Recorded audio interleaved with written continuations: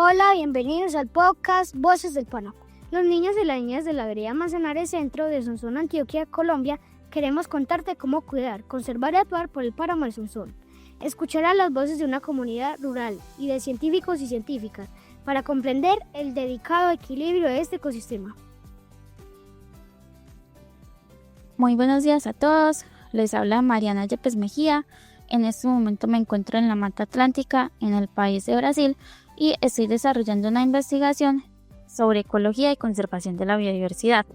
Les quiero agradecer enormemente por invitarme a esta actividad tan importante y tan bonita, y quiero felicitarlos por buscar resolver esas problemáticas que afronta el páramo desde un pensamiento crítico, con la generación de preguntas que van a desarrollar ese conocimiento necesario para entender cómo está en amenaza tanto la biodiversidad del mundo como la de nuestro país, y en especial de estos ecosistemas tan valiosos que son los ecosistemas de páramo.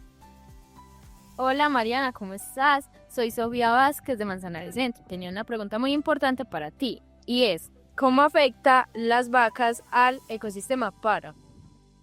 Hola Sofía, muchas gracias por esta pregunta tan interesante porque nos permite entender cómo una sola actividad puede comprometer de múltiples maneras tanto la biodiversidad como las funciones ecológicas del ecosistema páramo. El primer motivo por el que el ganado afecta de manera negativa al páramo es precisamente porque las pisadas de las vacas compactan el suelo, lo cual impide la infiltración natural del agua y también dificulta la regeneración natural de muchas plantas. También muchas de las prácticas que se implementan para mantener el ganado, como por ejemplo la quema de la cobertura forestal de bosque intermediario a páramo, comprometen de manera negativa la biodiversidad porque precisamente estas quemas se realizan para sembrar pasto, que es el alimento de las vacas, y esto va a desplazar a las especies que son endémicas, que no existen en ningún otro lugar del mundo, sino en estos ecosistemas que son vulnerables, lo cual entonces incrementa el riesgo de que estas especies se extingan. Hola, mi nombre es Gonzalo y tengo una pregunta muy importante para ti, Mariana. ¿Cómo podríamos evitar las quemas en el páramo? Hola Gonzalo, tienes toda la razón.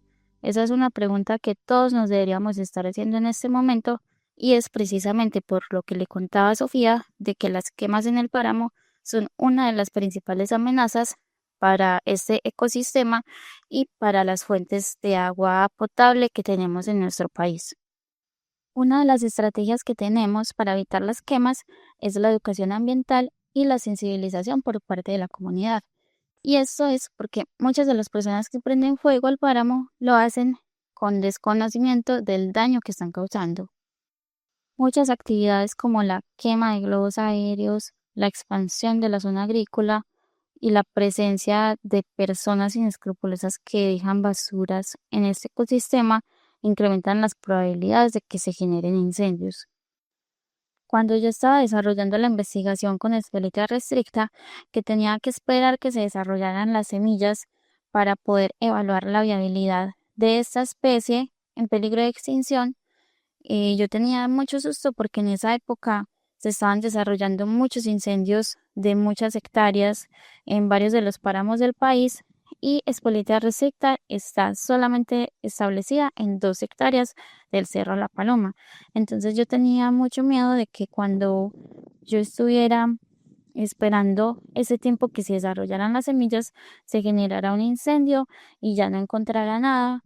Entonces desarrollé una aplicación para evaluar cuando habían alertas de incendios activas mediante unas capas de información satelital que tiene la NASA y que mide constantemente cada 24, cada 48 y 72 horas cuál es la incidencia de la luz infrarroja que generan los incendios. Entonces yo voy a compartir con ustedes también el link de este aplicativo que contiene el mapa de las zonas de oriente, del oriente antioqueño, donde está ubicado el páramo de Sonsón, y este aplicativo tiene como unos bloquecitos que se iluminan de rojo cuando hay incendios activos.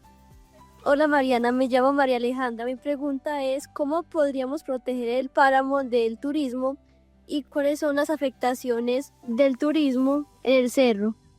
Hola María Alejandra, muchas gracias por esa pregunta, ya que toca un tema que es muy controversial porque hay muchas personas que defienden que ir al páramo es una manera de fomentar la conexión con la naturaleza.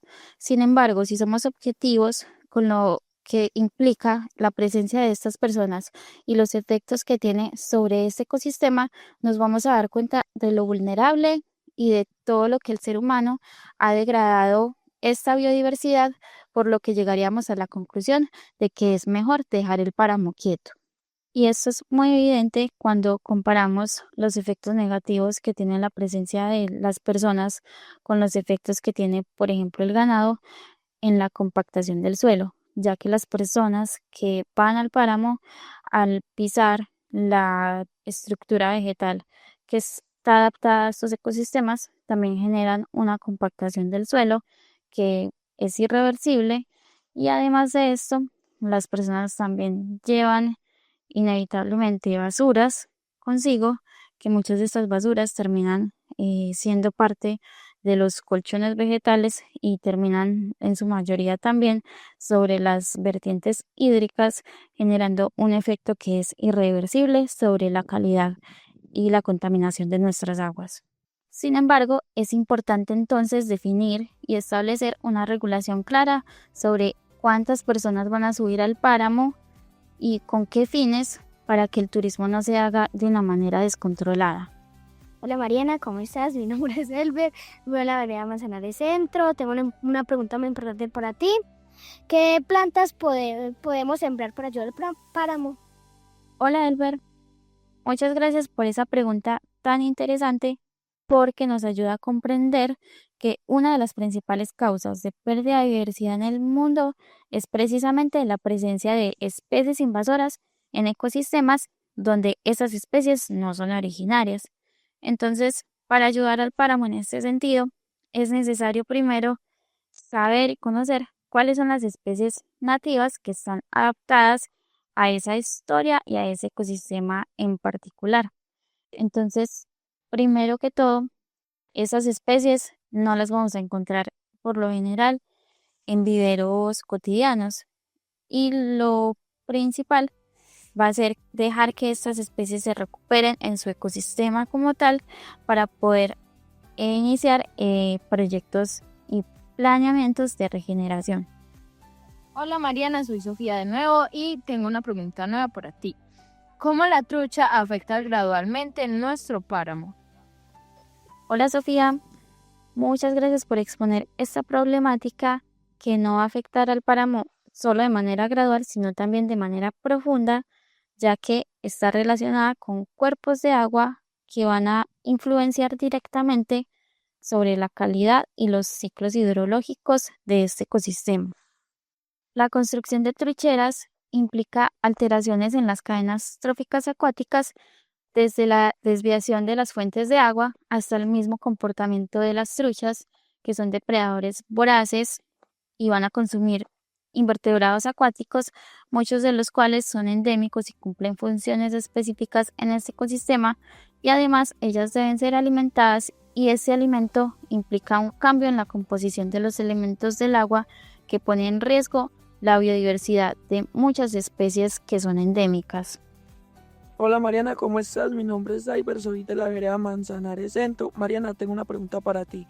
¿Cómo podríamos evitar la tala de árboles y qué afectaciones le trae al páramo y a la vereda? Hola Daiber, espero que estés muy bien. Esta pregunta es muy compleja porque hay muchas actividades que implican la tala de árboles, y en su mayoría estas son actividades ilegales que traen afectaciones no solamente al páramo, sino también a la vereda y los animales que dependen de estos árboles para poder vivir. Una de las maneras para evitar estas actividades ilegales de tala de árboles es fortaleciendo los procesos de educación ambiental, donde se enseña a la comunidad que cortar árboles implica cortar esa capacidad que tiene este ecosistema para capturar agua, y de esta forma se deben establecer acuerdos comunitarios y de vigilancia para ayudar a cuidar estos bosques que aún nos quedan. Hola Mariana, me llamo Alison Dayana Vázquez Vázquez y te voy a hacer una pregunta. ¿Cuáles son los principales contaminantes del agua de páramo? Hola, Alison. El agua de páramo nace con una alta pureza, pero durante todo su recorrido puede contaminarse por varias fuentes que en su mayoría son resultado de actividades humanas.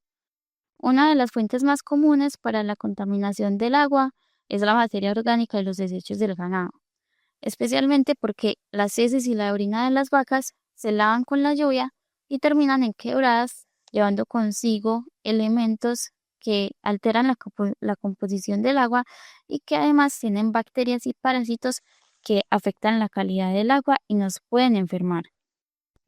Otro de los grandes contaminantes son los residuos sólidos que dejan muchos visitantes como plásticos, latas, envolturas o basuras de cualquier tipo que, aunque parezcan pequeños, estos desechos se acumulan y se descomponen lentamente, liberando sustancias químicas que afectan la vida de muchos organismos que están asociados con el agua, como los insectos y las ranas. Y también todos los desechos que se dispongan hacia las fuentes de agua como producto de las actividades humanas, tanto en las casas como en las empresas, van a ser parte de todos esos factores contaminantes que vamos a tener en los recursos hídricos. Gracias por escuchar este episodio de Voces del Páramo. Los niños y niñas de la vereda de Manzanares Centro queremos agradecerles por seguir cuidando el páramo.